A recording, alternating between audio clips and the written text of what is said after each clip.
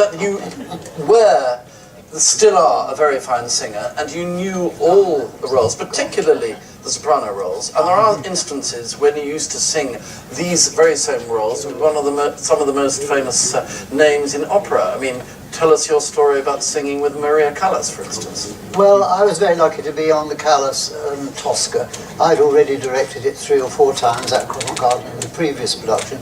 And in those days, we had to learn it. I mean, we had to learn every word and every note, because you couldn't go in front of those singers unless you knew every word, because they wouldn't trust you.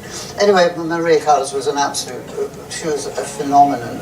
I'm so in awe of her, so proud to be working. Anyway, we did the first 10 days rehearsal, and then we got to the week of orchestra rehearsals, and she was ill. I mean, she was ill. And Zeffirelli said to me, John, you have to do it, because you know what she does, and you know the opera very well. So I said, okay, I'll do it, no problem.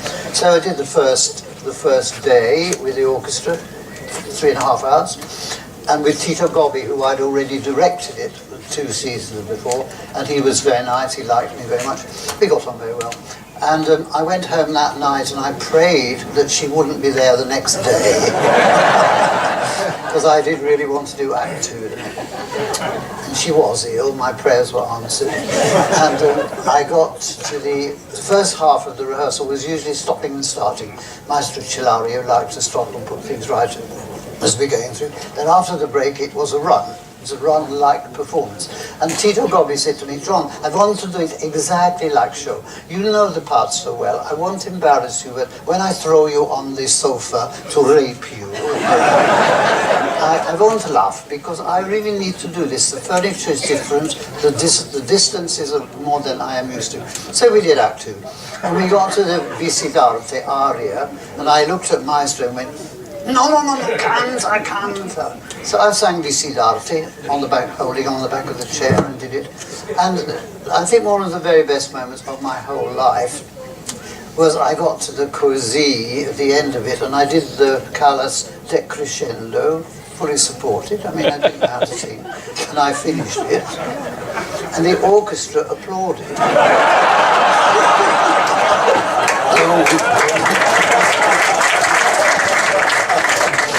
And I looked across at Gobbi, and he was clapping, bravo John. And I think, I know it sounds ridiculous, that was the best moment of my life.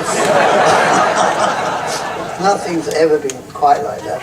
But I had a very funny moment at the Kennedy Center in Washington. We were rehearsing Lucia di Lammermoor, and the boss came into a rehearsal looking rather fierce and said, John, please, John Copley. And everybody in the room thought, what's happened? You know, I thought, what have I done now? Crikey. He said, John, may I have a word, please? I said, yes. He said, you are very famous for singing the soprano repertory. Now, I'm not being crazy, but Maestro Rudel has told me that this is possible. Do you happen to know the role of Isolda? I said, why? He said, we have orchestra rehearsal of Tristan this afternoon. We don't have an Isolde. So I went over to the piano, went Brangena tu sag vosit. I said, yeah, I know Acts 1 and 2. He said, do you really? Because we really need you. I said, yeah, I knew Acts 1 and 2. I taught it to Sylvia Fisher over 3 months, every day. So I'm okay there. He said, I will ring her and tell her not to worry. So he came back 15 minutes later. He said, John, I rang the diva and I said, don't worry about the rehearsal this afternoon because John Copley is going to sing it. And she said, over my dead body.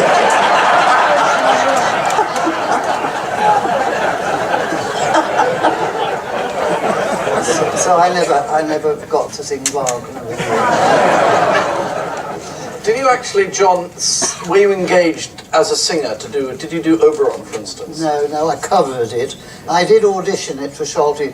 I did a countertenor for 3 or 4 years, and I gave up when James Bowman started, because there didn't seem to be much point, because he was so good. But I did get a contract to sing the St. John Passion in Germany, for the Nordwestdeutsche Rundfunk. So I said to Schulte in the lift, I've just got a contract to sing the John Passion in Germany. I think I should audition Oberon. I think it's about time you heard me, because I mean, I know I can do it. And he said, okay, we arranged a stage audition. So about 2 days later, I sang the whole part on stage of Covent Garden with Elizabeth Vaughan singing Titania, who was singing an Aida and Traviata. I mean, she had too much voice for Titania. I mean, I had to scream Oberon just to be heard. And by the time we got to the end of it, with no breaks, I was really tired and I was singing a bit flat.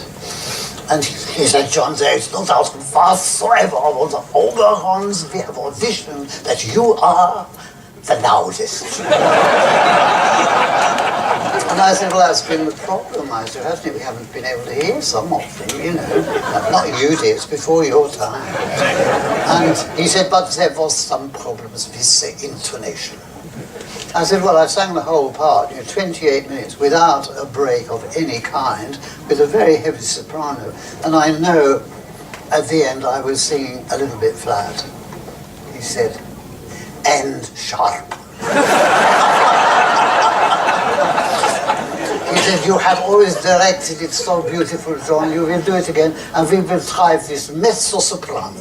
We will have Josephine visit to sing Oberon, and it will be marvelous. You will put her in wonderful positions to make it all wonderful. Well, I really was quite cross about that, so I put her in all the most terrible positions. So we never ever had another mezzo do it. And then we went over to James Bowman, and you wonderful man. Thank you.